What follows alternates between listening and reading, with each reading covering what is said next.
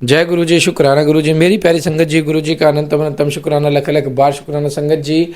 आज के पाठ में गुरु जी के दर्शन कर लो, कितने प्यारे अद्भुत दर्शन हो रहे हैं संगत जी। हम इसे इसलिए फ्रेम नहीं कराने क्योंकि गुरु जी इसमें इतने साक्षात दर्शन होते हैं, विराजमान है साक्षात।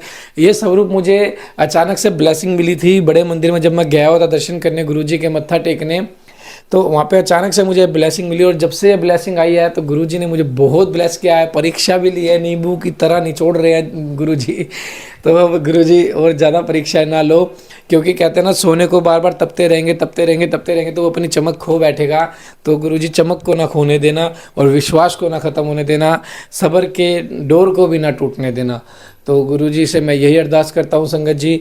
आइए गुरुजी के पाठ को शुरू करते हैं गुरुजी के मंत्र जाप से। ओम नमः शिवाय शिवजी सदा साई, ओम नमः शिवाय गुरुजी सदा साई।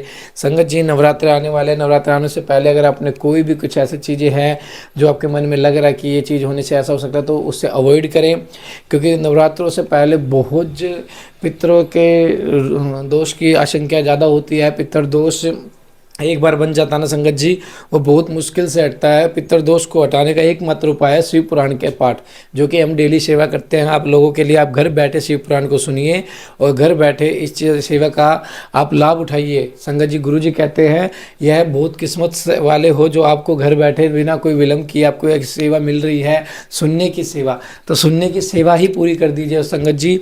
दो आपको शब्द ऐसे बताऊंगा, बहुत ब्लेस शब्द है संगत जी, वो मैं आपको कल पाठ में बताऊंगा। हो सकता है मैं लिंक भी डाल दूंगा डिस्क्रिप्शन में उनका, तो संगत जी जरूर इस शब्द को भी सुने। तो संगत जी आइए पाठ को शुरू करते हैं गुरु जी के मंत्र जाप के साथ। ओम नमः शिवाय शिव जी सदा साई, ओम नमः शिवाय गुरु जी सदा साई। जय गुरु जी। गुरु जी, दक्ष के द्वारा महान यज्ञ का आयोजन, उसमें ब्रह्मा विष्णु देवताओं और ऋषियों का आगमन, दक्ष द्वारा सबका सत्कार, यज्ञ का आरंभ, दधीचि द्वारा भगवान शिव को बुलाने का अनुरोध और दक्ष के विरोध करने पर शिव भक्तों का वहां से निकल जाना। ब्रह्मा जी कहते हैं कि नारद, एक समय दक्ष ने बहुत बड़े यज्ञ का आरंभ किया। उस दक्ष की दीक्षा लेकर उन्हें उस समय समस्त देव ऋषियों, महर्षियों और देवताओं को बुलाया। वे सभी उस यज्ञ में पधारे। अगस्त्य, कश्यप, अस्त्री, वामदेव, भृगु, दधीचि, भगवान व्यास, भारद्वाज, गौतम, पैल, पराशर, गर्ग, भार्गव, ककुश, सित, सुमंतु, त्रिक, कंक और वैशंपायन, ये तथा दूसरे बहुसंख्यक मुनि अपने स्त्री पुरुषों को साथ ले मेरे पुत्र दक्ष के यज्ञ में हर्षपूर्वक सम्मिलित हुए थे। इनके सिवा समस्त देवगण, महान अभ्युदयशाली लोकपालगण और सभी उपदेवता अपनी उपकारक सैन्य शक्ति के साथ वहां पधारे थे। दक्ष के प्रार्थना करने पर सदल बल मुझ विश्व श्रेष्ठा ब्रह्मा को भी सत्यलोक में से बुलाया था। इस तरह भांति भांति से सादर प्रार्थना करके बैकुंठ लोक से भगवान विष्णु भी उस युग में बुलाए गए थे। शिवद्रोही दुरात्मा दक्ष ने उन सब का बड़ा सत्कार किया। विश्वकर्मा ने अत्यंत दीप्तमान, विशाल और बहुमूल्य दिव्य भवन बनवाए थे। दक्ष ने ही भवन समागत अतिथियों को ठहरने के लिए दिए। सभी लोग सम्मानित हो उन संपूर्ण भवनों में यथा योग स्थान पाकर ठहरे हुए थे। दक्ष का वह महायज्ञ उस समय कनखल नामक तीर्थ में हो रहा था। उसमें दक्ष ने भृगु आदि तपोधनों को ऋत्विजय बनाया। संपूर्ण मरुदगणों के साथ स्वयं भगवान विष्णु उनके अधिष्ठाता थे। मैं वेद त्रयी की विधि को दिखाने तथा बताने वाला ब्रह्मा बना था। इसी तरह संपूर्ण दिग्पाल अपने आयुधों और परिवारों के साथ द्वारपाल एवं रक्षक बने थे और सदा कौतूहल पैदा करते थे। स्वयं यज्ञ सुंदर रूप धारण करके दक्ष के उस यज्ञ मंडल में उपस्थित था। महामुनियों में श्रेष्ठ सभी महर्षि स्वयं वेदों के धारण करने वाले हुए थे। अग्नि ने भी उस यज्ञ महोत्सव में शीघ्र ही हविष्य ग्रहण करने के लिए अपने सहस्त्रों रूप प्रकट किए थे। वहाँ 88,000 ऋत्विज एक साथ हवन करते थे। 64,000 देव ऋषि उद्गाता थे। ऊर्ध्वयु एवं होता भी उतने ही थे। नारद आदि देव ऋषि और सप्तऋषि पृथक पृथक गाथा गान कर रहे थे। दक्ष ने अपने उस महायज्ञ में गंधर्वों, विद्याधरों, सिद्धों, बाहर आदित्यों, उनके गणों, यज्ञों तथा नागलोक में विचरने वाले समस्त नागों का भी बहुत बड़ी संख्या में वर्ण किया था। ब्रह्म ऋषि, राजऋषि और देव ऋषियों के समुदाय तथा बहुसंख्यक नरेश भी उसमें आमंत्रित थे, जो अपने मित्रों, मंत्रियों तथा सेनाओं के साथ आए थे। यजमान दक्ष ने उस यज्ञ में वसु आदि समस्त गण देवताओं का भी वर्ण किया था। कौतुक और मंगलाचार करके जब दक्ष ने यज्ञ की दीक्षा ली तथा जब उनके लिए बारंबार स्वस्ति वाचन किया जाने लगा, तब वे अपनी पत्नी के साथ बड़ी शोभा पाने लगे। इतना सब करने पर भी दुरात्मा दक्ष ने उस यज्ञ में भगवान शंभु को नहीं आमंत्रित किया। उनकी दृष्टि में कपालधारी होने के कारण वे निश्चय ही यज्ञ में भाग पाने योग्य नहीं थे। सती प्रजापति दक्ष की प्रिय पुत्री थी, तो भी कपाले की पत्नी होने के कारण दोषदर्शी दक्ष ने उन्हें अपने यज्ञ में नहीं बुलाया। इस प्रकार जब दक्ष का वह यज्ञ महोत्सव आरंभ हुआ और यज्ञ मंडप में आए हुए सब ऋत्विज अपने अपने कार्य में संलग्न हो गए, उस समय वहां भगवान शंकर को उपस्थित न देख शिव भगत दधीची का चित्त अत्यंत उद्विग्न हो उठा और वे बोले। दधीची ने कहा कि मुख्य मुख्य देवताओं तथा महर्षियों, आप सब लोग प्रशंसापूर्वक मेरी बात सुने। इस यज्ञ महोत्सव में भगवान शंकर नहीं आए हैं, इसका क्या कारण है? यद्यपि वे देवेश्वर बड़े बड़े मुनि और लोकपाल यहाँ पधारे हैं, तथापि उन महात्मा पिनाक पानी शंकर के बिना यह यज्ञ अधिक शोभा नहीं पा रहा है। बड़े बड़े विद्वान कहते हैं कि मंगलमय भगवान शिव की कृपा दृष्टि से ही समस्त मंगल कार्य संपन्न होते हैं। जिनका ऐसा प्रभाव है वे पुराण पुरुष वृषध्वज परमेश्वर श्री नीलकंठ यहाँ क्यों नहीं दिखाई दे रहे हैं? दक्ष जिनके संपर्क में आने पर अथवा जिनके स्वीकार कर लेने पर अमंगल भी मंगल हो जाता है, तथा जिनके 15 नेत्रों से देखे जाने पर बड़े बड़े नगर तत्काल मंगलमय हो जाते हैं, उनका इस यज्ञ में पदार्पण होना अत्यंत आवश्यक है। इसलिए तुम्हें स्वयं ही परमेश्वर शिव को यहाँ शीघ्र बुलाना चाहिए, अथवा ब्रह्मा प्रभावशाली भगवान विष्णु, देवराज, इंद्र, दिक्पाल गणों, ब्राह्मणों और सिद्धों की सहायता से सर्वथा प्रयत्न करके इस समय यज्ञ की पूर्ति के लिए तुम्हें भगवान शंकर को यहाँ ले आना चाहिए। आप सब लोग उस स्थान पर जाइए जहाँ महेश्वर देव विराजमान है, वहाँ से दक्ष नंदिनी सती के साथ भगवान शंभु को यहाँ तुरंत ले आइए। देवेश्वरों, जगदम्बा सहित वे परमात्मा शिव यदि यहाँ आ गए तो उनसे सब कुछ पवित्र हो जाएगा। उनके स्मरण से, उनके नाम लेने से सारा कार्य पुण्यमय बन जाता है। अतः पूर्ण प्रयत्न करके भगवान वृषध्वज को यहाँ ले आना चाहिए। भगवान शंकर के यहाँ पदार्पण करते ही वह यज्ञ पवित्र हो जाएगा, अन्यथा यह पूरा नहीं हो सकेगा।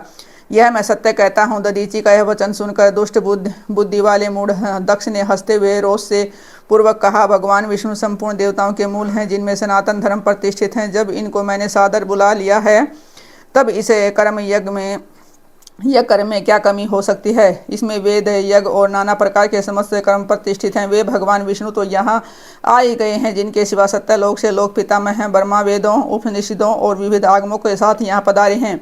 देवगणों के साथ स्वयं देवराज इंद्र का भी शुभ आगमन हुआ है, तथा आप जैसे निष्पाप महर्षि भी यहाँ आ गए हैं। जो महर्षि यज्ञ में सम्मिलित होने के योग्य, शांत और सुपात्र हैं, वेद और वेदार्थ के तत्वों को जानने वाले हैं और दृढ़तापूर्वक व्रत का पालन करते हैं, वे सब और स्वयं आप भी जहाँ यहाँ पदार्पण कर चुके हैं, तब हमें यहाँ रुद्र से क्या प्रयोजन है?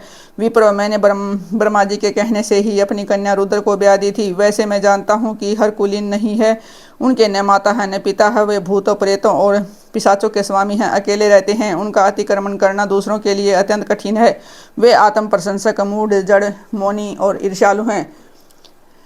इस यज्ञ कर्म में बुलाए जाने योग्य नहीं है, इसलिए मैंने उनको यहाँ नहीं बुलाया है। अतः दधीची, आपको फिर कभी ऐसी बात नहीं कहनी चाहिए। मेरी प्रार्थना है कि आप सब लोग मिलकर मेरे इस महान यज्ञ को सफल बनावे। दक्ष की यह बात सुनकर दधीची ने समस्त देवताओं और मुनियों के सुनते हुए यह सार गर्भित बात कही। दधीची बोले, दक्ष, उन भगवान शिव के बिना यह महान यज्ञ अब अयज्ञ हो गया। अब यह यज्ञ कहलाने योग्य ही नहीं रहेगा, विशेषतः इस यज्ञ में तुम्हारा विनाश हो जाएगा। ऐसा कहकर दधीची दक्ष की यज्ञशाला से अकेले ही निकल पड़े और तुरंत अपने आश्रम को चल दिए। तदंतर जो मुख्य शिव भक्त शिव के मत का अनुसरण करने वाले थे, वे भी दक्ष को वैसा ही शाप देकर तुरंत वहां से निकले और अपने आश्रमों को चले गए। मुनिवर दधीची था दूसरे ऋषियों के उस यज्ञ मंडप से निकल कर जाने पर दुष्ट बुद्धि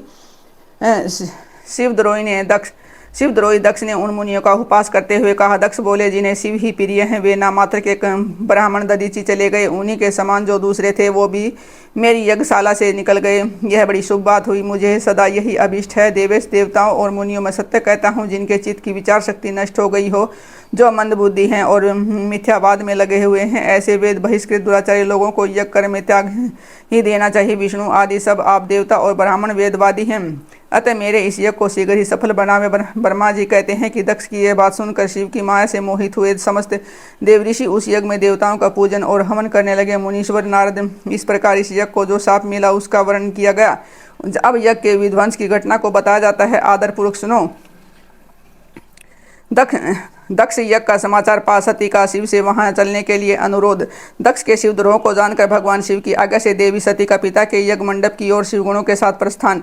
ब्रह्मा जी कहते हैं कि नारद जब देव ऋषिगण बड़े उत्साह और हर्ष के साथ दक्ष के यज्ञ में जा रहे थे, उसी समय दक्ष कन्या देवी सती गंधमादन पर्वत पर चंदोवे से युक्त धारा गृह में सखियों से गिरी हुई भांति भांति की उत्तम क्रीड़ाएं कर रही थी। प्रसन्नतापूर्वक क्रीड़ा में लगी हुई देवी सती ने उस समय रोहिणी के साथ दक्ष यज्ञ में जाते हुए चंद्रमा को देखा। देखकर वे अपनी हितकारिणी प्राण प्यारी श्रेष्ठ सखी विजया से बोली, मेरी सखियों में श्रेष्ठ प्राण प्रिय विजय, जल्दी जाकर पूछ तो आइए चंद्रदेव रोहिणी के साथ कहाँ जा रहे हैं। सती के इस प्रकार आज्ञा देने पर उसके तुरंत पास गई और उन्होंने यथोचित शिष्टाचार के साथ पूछा, चंद्रदेव आप कहाँ जा रहे हैं। विजया का यह प्रश्न सुनकर चंद्रदेव ने अपनी यात्रा का उद्देश्य आदरपूर्वक बताया। दक्ष के यहाँ होने वाले यज्ञोत्सव आदि का सारा वृत्तांत कहा। वह सुनकर विजया बड़ी उतावली के साथ देव के पास आई और चंद्रमा ने जो कुछ कहा था वह सब उनसे कह सुनाया। उसे सुनकर कालिका सती देवी को बड़ा विस्मय हुआ। अपने यह सूचना न मिलने का क्या कारण है, यह बहुत सोचने विचारने पर भी उनकी समझ में नहीं आया। तब उन्होंने पार्षदों से घिरे हुए अपने स्वामी भगवान शिव के पास जाकर भगवान शंकर से पूछा। सती बोली, प्रभु मैंने सुना है कि मेरे पिता के यहाँ कोई बहुत बड़ा यज्ञ हो रहा है, उसमें बहुत बड़ा उत्सव होगा, उसमें सब देव ऋषि एकत्रित हो रहे हैं। देव देवेश्वर पिताजी के उस महान यज्ञ में चलने की रुचि आपको क्यों नहीं हो रही है। इस विषय में जो बात है वह सबको बताइए। महादेव सौहृदों का धर्म है कि वे सुहृदों के साथ मिले जुले। यह मिलन उनके महान प्रेम को बढ़ाने वाला होता है। अतः प्रभु मेरे स्वामी, आप मेरी प्रार्थना मानकर सर्वथा प्रयत्न करके मेरे साथ पिताजी की यज्ञशाला में आज ही चलिए। सती की यह बात सुनकर भगवान महेश्वर देव, जिनका हृदय दक्ष के वागवानों से घायल हो चुका था, मधुरवाणी में बोले, देवी तुम्हारे पिता दक्ष मेरे विशेष द्रोही हो गए हैं। जो प्रमुख देवता और ऋषि अभिमानी मूड और ज्ञान शून्य हैं, वे ही सब तुम्हारे पिता के यज्ञ में गए। जो लोग बिना बुलाए दूसरों के घर जाते हैं वे वहाँ अनादर पाते हैं, जो मृत्यु से भी बढ़कर कष्टदायक है। अतः प्रिय, तुमको और मुझको तो विशेष रूप से दक्ष के यज्ञ में नहीं जाना चाहिए, क्योंकि वहाँ हमें बुलाया नहीं गया है। यह मैंने सच्ची बात कही है। महात्मा महेश्वर के ऐसा कहने पर सती रोषपूर्वक बोली, शंभो आप सबके ईश्वर हैं, जिनके जाने से यज्ञ सफल होता है, उन्हीं आपको मेरे दुष्ट पिता ने इस समय आमंत्रित नहीं किया है। प्रभु उस दुरात्मा का अभिप्राय क्या है वह सब मैं जानना चाहती हूँ। साथ ही वहाँ आए हुए संपूर्ण दुरात्मा देव ऋषियों के मनोभाव का भी मैं पता लगाना चाहती हूँ। अतः प्रभु मैं आज ही पिता के यज्ञ में जाती हूँ। नाथ महेश्वर आप मुझे वहाँ जाने की आज्ञा दे दें। देवी सती के ऐसा करने पर सर्वद्रष्टा सृष्टिकर्ता एवं कल्याण स्वरूप साक्षात भगवान रुद्र उनसे इस प्रकार बोले। शिव ने कहा कि उत्तम व्रत का पालन करने वाली देवी, यदि इस प्रकार तुम्हारी रुचि वहाँ अवश्य जाने के लिए हो गई है तो मेरी आज्ञा से तुम शीघ्र अपने पिता के यज्ञ में जाओ। यह नंदी वृषभ सुसज्जित है। तुम एक महारानी के अनुरूप राजोपचार साथ ले सादर इस पर सवार हो। बहुसंख्यक प्रथम गणों के साथ यात्रा करो। प्रिय विभूषित वृक्ष पर आरूढ़ हो। रुद्र के इस प्रकार आदेश देने पर सुंदर आभूषणों से अलंकृत सती देवी सब साधनों से युक्त हो पिता के घर की ओर चली। परमात्मा शिव ने उन्हें सुंदर वस्त्र आभूषण तथा परम उज्ज्वल छत्र चामर आदि महाराजोचित उपचार दिए। भगवान शिव की आज्ञा से 60,000 रुद्रगण बड़ी प्रसन्नता और महान उत्साह के साथ कौतूहलपूर्वक सती के साथ गए। उस समय वहाँ यज्ञ के लिए यात्रा करते समय सब और महान उत्सव होने लगा। महादेव जी के गणों ने शिवा पेरिया सती के लिए बड़ा भारी उत्सव रचाया। वे सभी गण कौतूहलपूर्वक कार्य करने तथा सती और शिव के यश को गाने लगे। शिव के प्रिय और महान वीर प्रथम गण प्रसन्नतापूर्वक उछलते कूदते चल रहे थे। जगदम्बा के यात्रा काल में सब प्रकार से बड़ी भारी शोभा हो रही थी। उस समय जो सुख जय जयकार आदि का शब्द प्रकट हुआ उसे 3 लोग गूंज उठे। जय गुरु जी, शुक्राना गुरु जी, अनंत अनंतम शुक्राना, लख लख बार शुक्राना, अच्छी का शुक्राना है, साथ का शुक्राना। संगत जी, गुरु जी कहते हैं किसी भी प्रकार की विपदा है, किसी भी प्रकार का कष्ट आए तो घबराना नहीं चाहिए, हमेशा उसका डट कर सामना करना चाहिए। भगवान शिव को पता था कि अगर देवी सती उस यज्ञ में गई तो वह अपने शरीर को त्याग देगी अग्निकुंड में ही, लेकिन भगवान शिव ने फिर भी उस विपदा का सामना किया और वहाँ पे सती माता को जाने का आदेश दे दिया नंदी महाराज के साथ। तो संगत जी, इसका तात्पर्य यह है जो होना है वो होकर ही रहेगा। हाँ, अगर आपके कर्म अच्छे होंगे, आपके कर्म बहुत अच्छे होंगे या अच्छे भी होंगे, तो अगर चीज़ 100% होने वाली होगी तो गुरुजी कहते हैं 10% होगी। और कर्म बुरे भी होंगे तो भी गुरुजी 10% देते हैं, और कर्म अच्छे होंगे तो गुरुजी 10% भी नहीं होने देंगे आपके साथ।